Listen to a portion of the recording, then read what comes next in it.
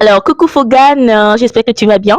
Je vais super bien, Sandra. Pourquoi est-ce qu'il y avait la compétition de 128 Tifator, mais tu as préféré aller à The Voice? Est-ce que c'est parce que tu penses que le 128 Tifator ne peut pas te propulser à l'international ou te donner, voilà, cette notoriété que tu voulais?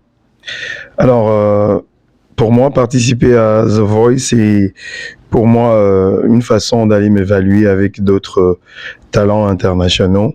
Et je pense que The Voice était le meilleur tremplin pour moi d'aller m'évaluer avec d'autres talents de d'autres pays, voilà. Donc aller à Tifator, je pouvais le faire, mais j'ai vu que The Voice c'était le meilleur tremplin pour moi de pouvoir valoriser mon talent, surtout aller m'évaluer avec d'autres talents internationaux. Voilà.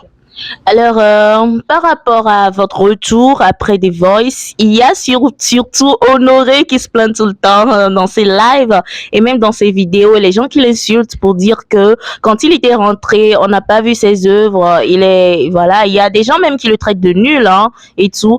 Et après, on a vu que toi, Kessie, Victoire, vous étiez aussi rentrés, mais on n'a pas eu ce succès tant voulu comme pour José. Est-ce que c'est de votre faute ou c'est de la faute du public ou c'est de la faute du gouvernement? Alors, je dirais que ce n'est la faute à personne, hein. C'est la faute à personne parce que on vient de finir The Voice, ça fait pratiquement peut-être 1 an, 2 ans.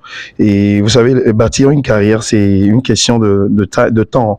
Et il faut beaucoup de patience pour bâtir une carrière. Et aujourd'hui, donc, je suis en train de bâtir ma carrière, je suis en train de faire ce que je dois faire. Et je crois que j'ai fait sortir pour le moment un seul projet après The Voice. Et il y a d'autres projets qui viendront et la suite nous le dira. Voilà.